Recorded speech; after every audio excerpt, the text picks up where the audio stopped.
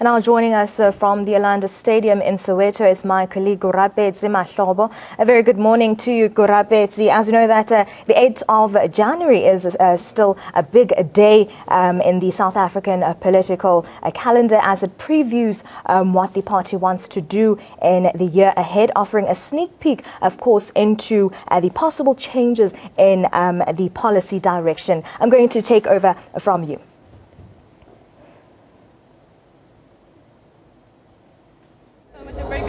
Very good morning to our viewers. We're live at the Orlando Stadium, and you mentioned quite rightly that January 8th is a very important statement at the beginning of the year. So just give us a bit of a map of what's going on in the ANC calendar. But with me to speak a bit more about January 8th is the Minister of the Department of Water and Sanitation, Ms. Mokonyane. Good morning to you, ma'am. Good morning. Thank you so much for joining us. Thank you very much. Can we just start off with the preparations for January 8th and just take us through what the party has done to prepare for this big event? Amongst other things that we start dealing with is what exactly we want to achieve. So we develop a theme within the ANC where structures of the ANC deliberate on that. Secondly, is to identify the appropriate place to celebrate this birthday.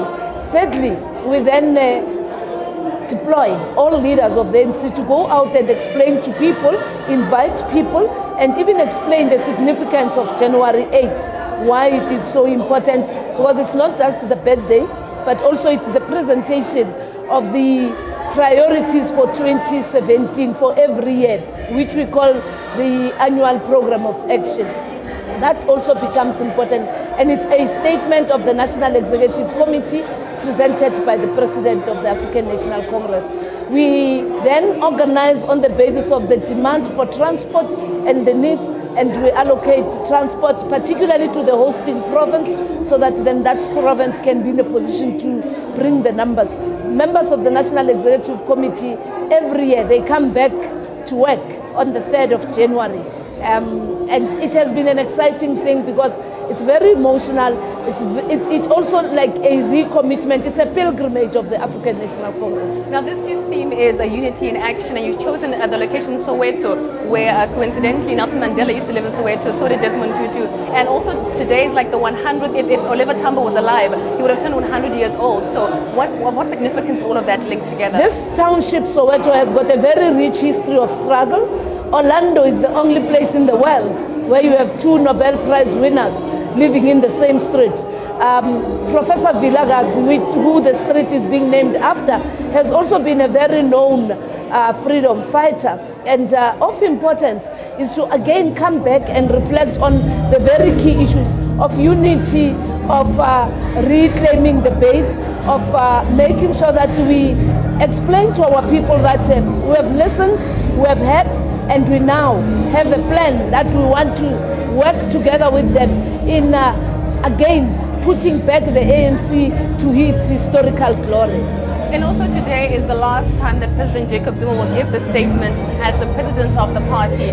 What does that mean for the members of the ANC? It's an emotional day. It's an emotional day. The good thing is President Zuma would have finished his term, and the next presentation will be at the policy conference as well as the national conference. And this is not yet the last dance. It's not the last dance because President Zuma will continue and take this National Executive Committee to the National Elective Conference. But what it means, sitting around the crowds here today and even over the week, is that there are people who, many of us, appreciate his leadership.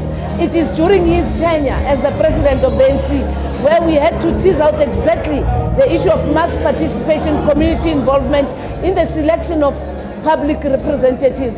It is only during this term of President Jacob Zuma where we had to go and consult communities as to who is the preferred ward councillor. And hence there's been this excitement, and hence there's been these growing tensions. The second one, it is President Zuma in his first National Executive Committee who said the country can't have short-term programs on the basis of 5 years. You need a program that goes in a protracted way, and hence we have the National Development Plan. It happened during his tenure. Thirdly, it is during President Jacob Zuma's tenure where he encouraged the ANC Women's League to go out and invest on the development of young women as part of the decade of the cadre.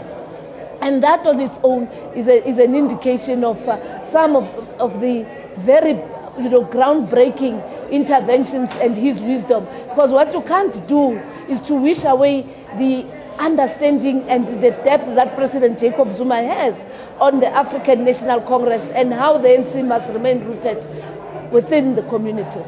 Now, just speaking about a unity within the party itself, there are certain narratives that are creeping up about factionalism. You've mentioned all the great things that President Zuma has actually done for the ANC. How will the ANC continue to show forth a united front, especially heading towards the elections? In his tenure, President Zuma, always when we meet in the National Executive Committee, there's a political overview. One of the immediate pronouncements he made was that we need to put together an integrity commission. It happened in his tenure. It has always been something that has been considered, but under his leadership, the ANC put together the Integrity Commission, and secondly, he also made sure that we have the Veterans League, we have a functional MKMVA, and we make sure that all those who came before us have a space to guide and provide leadership. So part of what we are going to do to strengthen, because there is unity, is to appreciate that there will be diversity on views. But the important thing is to respect internal party processes. When decisions are arrived at, every individual's view falls away.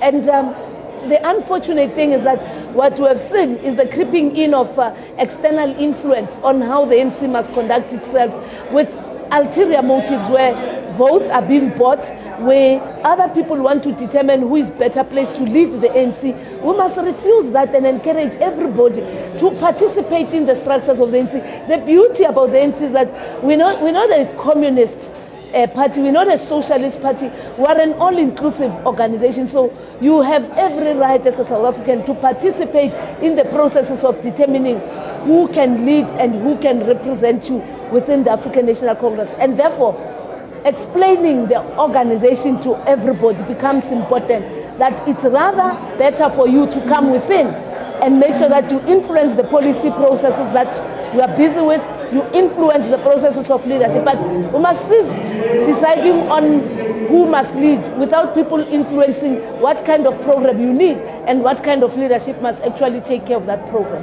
Now, back to today's program, what can we expect to hear from the President? I mean, it's a very defining year for the ANC this year, 2017. The President will speak about the urgent pressing issues for this immediate period, which is the year 2017, and amongst others, it's about unity within the ANC and its alliance partners, collaboration and cooperation with our communities, rebuilding the organization, doing away with gatekeeping, factionalism, rigging of votes, and even killing of one another because people want to be elected.